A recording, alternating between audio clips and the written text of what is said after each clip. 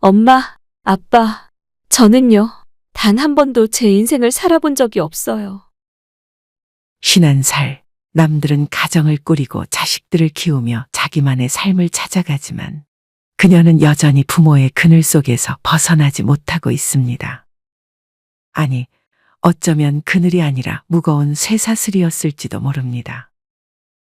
그녀의 목소리는 떨렸고 눈가에는 이미 말을 새 없는 눈물이 흐르고 있었습니다. 부모님을 모시고 사는 것, 그건 선택이 아니었어요. 너무나 당연한 듯 마치 숙명처럼 저한테 주어진 일이었어요. 엄마, 아빠가 저지른 일까지 다 제가 해결해야 했어요. 하지만 정작 제 삶은 아무도 책임져 주지 않더라고요. 그녀의 말 한마디 한마디에는 가슴을 찢는 듯한 아픔이 묻어 있었습니다. 이것은 단순한 한 사람의 사연이 아닙니다. 부모의 무책임함에 갇혀버린, 희생을 강요당한 수많은 자녀들의 이야기입니다. 그들의 고통은 말하지 않아도 깊은 울림으로 전해집니다. 오늘 우리는 부모의 무책임함이 자녀에게 어떤 흔적을 남기는가에 대해 이야기하려 합니다. 그리고 이 이야기를 듣는 당신이 자신의 삶을 다시 찾을 용기를 가질 수 있기를 바랍니다. 첫 번째 이야기입니다. 야, 너희 엄마, 아빠 어디 갔어? 초등학교 2학년이던 이선영 씨는 학교에서 돌아오자마자 문 앞에서 낯선 아저씨들을 마주했습니다. 담배를 물고 있는 남자들이 그녀를 위아래로 훑어보며 거칠게 물었습니다. 저희 엄마, 아빠. 선영은 겁에 질려 말도 제대로 잊지 못했습니다. 한 남자가 한숨을 쉬며 낮고 거친 목소리로 말했습니다. 꼬맹이, 너 이거 알아도. 너희 부모 빚쟁이야. 도망가도 소용없어. 그 말이 무슨 뜻인지 몰랐던 어린 선영은 문 앞에서 멍하니 서 있었습니다. 하지만 문 안에서는 아무 소리도 들리지 않았습니다.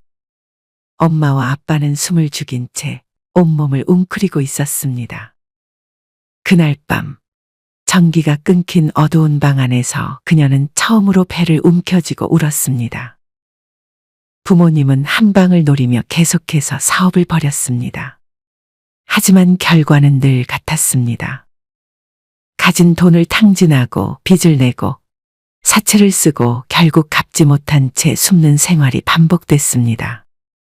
독촉장이 날아들고 전기와 수도가 끊기고 밥 대신 라면, 국물로 허기를 채우는 날이 많아졌습니다. 고등학생이 되었을 때 선영은 엄마 대신 빚쟁이들의 전화를 받아야 했습니다. 아, 네, 어머니 지금 안 계세요.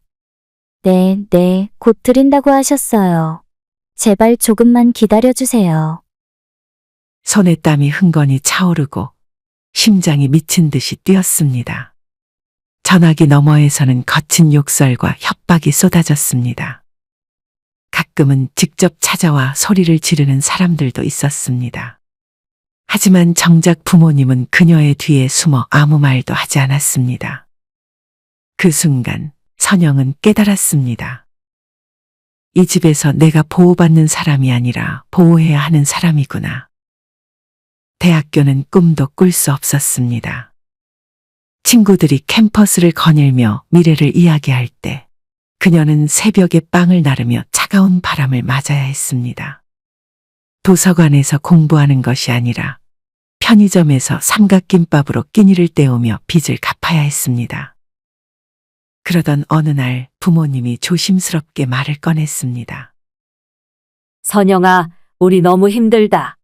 내 이름으로 대출 좀 받아줄 수 있니? 순간 머릿속이 하얘졌습니다. 하지만 어릴 때부터 들어온 말이 있었습니다. 가족끼리는 서로 도와야지. 그 말 한마디에 그녀는 또다시 자신의 삶을 포기해야 했습니다. 빚을 갚기 위해 하루 14시간씩 일했습니다. 청춘은 존재하지 않았습니다. 누군가는 여행을 떠나고 연애를 하고 결혼을 준비할 때 그녀는 통장 잔고를 보며 한숨을 쉬어야 했습니다. 꿈도 사랑도 미래도 부모님의 빚과 함께 사라져버렸습니다. 결혼도 내 인생도 다 포기했어요. 부모님 빚 갚느라 저 자신을 위해 쓴 돈이 없어요. 맛있는 음식 한 번 사 먹는 것도, 옷 한 벌 사는 것도 늘 죄책감이 들었어요. 내 삶을 되찾고 싶지만 너무 늦은 것 같아요. 그녀의 눈빛에는 깊은 피로와 체념이 서려 있었습니다. 무책임한 부모가 남긴 것은 단순한 빚이 아니었습니다. 그것은 청춘이었고 꿈이었고 한 인간의 소중한 삶이었습니다. 부모의 순간적인 욕심과 무책임한 선택이 결국 자식의 평생을 앗아가 버린 것입니다. 두 번째 이야기입니다. 진우야, 인사해야지. 이분이 이제 우리랑 같이 살 거야. 초등학교 저학년이었던 김진우 씨는 엄마 뒤에서 낯선 남자를 올려다보았습니다. 무뚝뚝한 얼굴에 어색한 미소를 짓고 있던 그 남자. 몇 달 후 그는 사라졌고 얼마 지나지 않아 또 다른 남자가 집에 들어왔습니다. 엄마가 자주 남자를 바꿨어요. 그때마다 저는 새로운 아저씨를 아빠라고 불러야 했어요. 어머니는 늘 이번엔 정말 좋은 분이야라고 말했지만 늘 몇 달을 넘기지 못했습니다. 새로운 남자가 들어올 때마다 집안 분위기는 달라졌고 진우는 또다시 새로운 환경에 적응해야 했습니다. 어떤 남자는 다정했지만 어떤 남자는 그를 거추장스럽게 여겼습니다. 어떤 아저씨는 술만 마시면 저를 때렸어요. 내 애미 닮아서 한심하다고 소리를 질렀죠. 어머니는 그럴 때마다 말했습니다. 조금만 참아. 이 사람만큼 우리 도와줄 사람 없어. 그렇게 맞아도 혼나도 진우를 보호해 줄 사람은 없었습니다. 그러던 어느 날 어머니는 또 새로운 남자와 함께 집을 나섰습니다. 진우야, 엄마 여행 좀 다녀올게. 며칠 안 걸릴 거야. 하지만 며칠이 아니라 몇 주, 몇 달이 지나도 어머니는 돌아오지 않았습니다. 결국 그는 친척 집을 전전하며 살아야 했습니다. 하지만 오래 머물 수도 없었습니다. 엄마가 있는데 왜 우리가 키워야 하냐는 친척들의 말이 떠돌았고 결국 진우는 혼자 남겨졌습니다. 집에 돌아와도 따뜻한 밥 한 끼 기다리는 사람은 없었습니다. 냉장고는 텅 비어 있었고 가끔 라면 한 봉지가 놓여 있는 날이면 그게 얼마나 다행스러운지 모를 정도였습니다. 혼자 있는 게 익숙해지면 감정도 사라져요. 배고픈 것도 외로운 것도 그냥 참게 돼요. 그는 초등학교 때부터 신문을 돌리고 폐지를 주었습니다. 학원 대신 공장에서 일을 했고 밤늦게까지 아르바이트를 하며 생활비를 벌었습니다. 친구들이 방과 후에 어울릴 때 그는 홀로 도시를 떠돌며 살아가는 법을 배웠습니다. 그렇게 혼자 견뎌온 그의 인생에 오랜만에 어머니가 다시 나타났습니다. 이번에는 병든 몸을 이끌고 있었습니다. 진우야, 이제는 내가 날 좀 돌봐야 하지 않겠니? 그녀는 간절한 눈빛으로 아들에게 손을 내밀었습니다. 내가 너 키우느라 얼마나 힘들었는데. 진우 씨는 한참 동안 아무 말도 하지 못했습니다. 마음속 깊은 곳에서 묻어나오는 분노와 슬픔이 그를 짓눌렀습니다. 어릴 때 엄마는 저를 버렸어요. 그런데 이제 와서 제가 엄마를 책임지래요. 너무 억울해요. 하지만 외면하면 제가 더 나쁜 사람이 되는 것 같아요. 그는 여전히 엄마의 무책임한 인생을 대신 살아가고 있습니다. 부모가 책임지지 않은 삶의 무게를 자식이 짊어지는 현실. 그 무거운 짐을 그는 오늘도 어깨에 메고 있습니다. 그러나 그는 다짐했습니다. 적어도 내 아이는 나처럼 살게 하지 말아야죠. 나는 내 부모처럼 살지 않을 겁니다. 진우 씨는 비로소 자신의 길을 찾기 위해 나아가려 합니다. 그리고 이 이야기를 듣는 누군가가 자신을 위해 용기를 내길 바랍니다. 부모의 잘못이 자식의 굴레가 되어서는 안 됩니다. 마지막으로 세 번째 이야기입니다. 미정아, 넌 이제 언니야. 동생들 잘 돌봐야 해. 박미정 씨가 처음으로 들었던 말은 축하가 아닌 책임이었습니다. 6남매 중 첫째로 태어난 그녀는 아이가 아닌 작은 엄마였습니다. 어머니는 끊임없이 아이를 낳았고 아버지는 가족을 부양할 능력이 없었습니다. 결국 동생들을 키우는 일은 어린 미정 씨의 몫이 되었습니다. 학교 끝나고 집에 오면 젖먹이 동생들을 돌봐야 했어요. 엄마는 늘 넌 언니니까, 넌 누나니까라고 했죠. 어린 손으로 동생들의 기저귀를 갈고 젖병을 데우고 울음을 달래는 것이 그녀의 일상이었습니다. 숙제는 할 겨를도 없었고 친구들과 뛰어노는 건 꿈도 꿀 수 없었습니다. 엄마, 저도 놀고 싶어요. 말도 안 되는 소리 하지 마. 동생들은 누가 봐? 그녀에게 선택권은 없었습니다.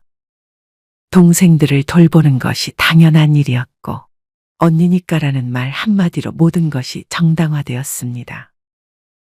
고등학교를 졸업할 무렵 그녀는 대학에 가고 싶었습니다.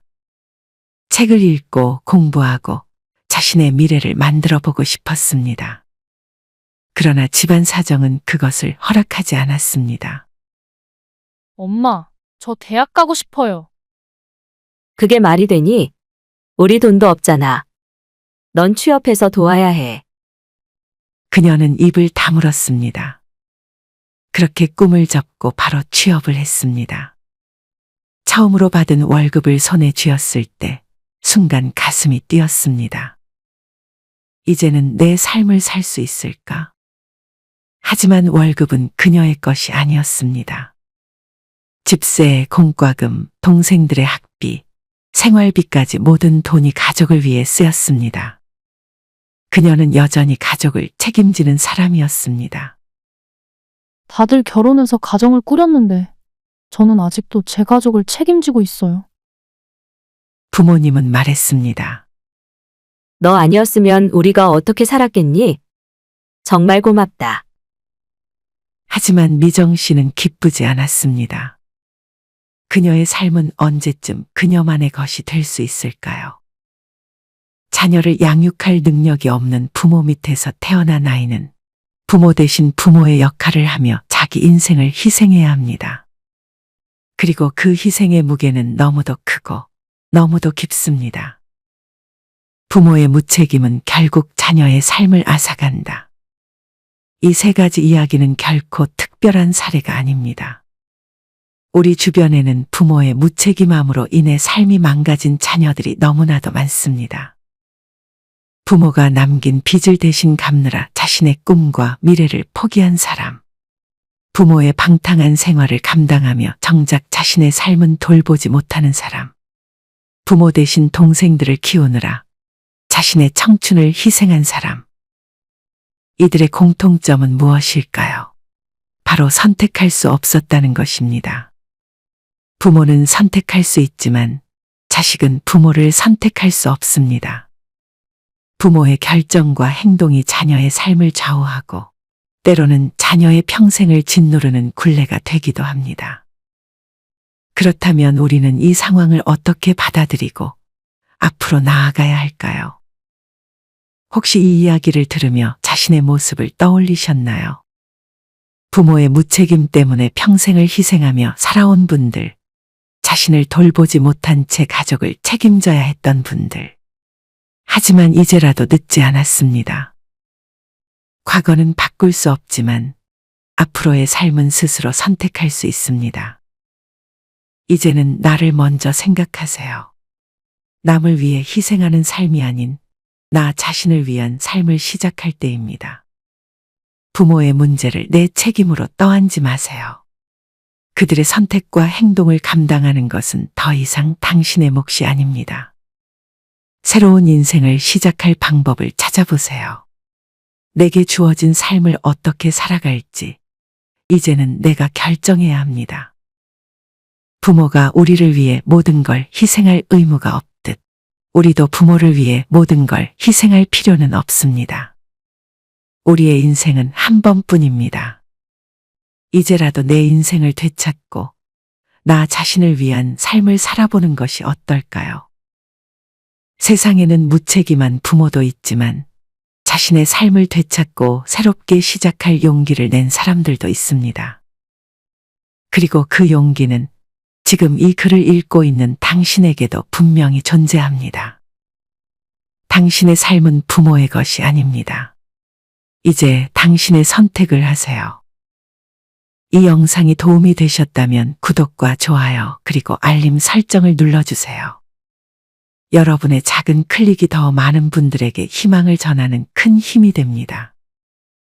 앞으로도 따뜻한 위로와 현실적인 조언을 전해드리겠습니다. 감사합니다.